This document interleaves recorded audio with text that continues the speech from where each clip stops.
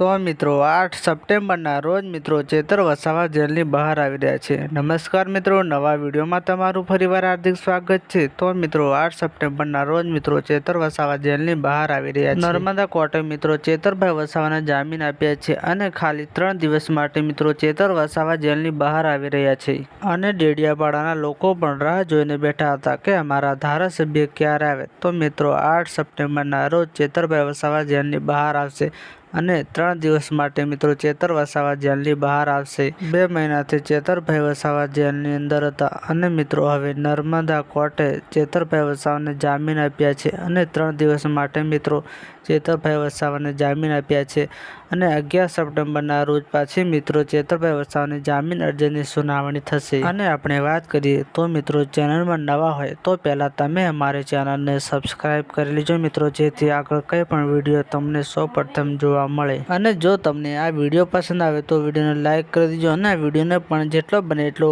આગળ શેર કરી દેજો। ચેતર વસાવા મિત્રો 3 દિવસ માટે જેલની બહાર આવશે મિત્રો।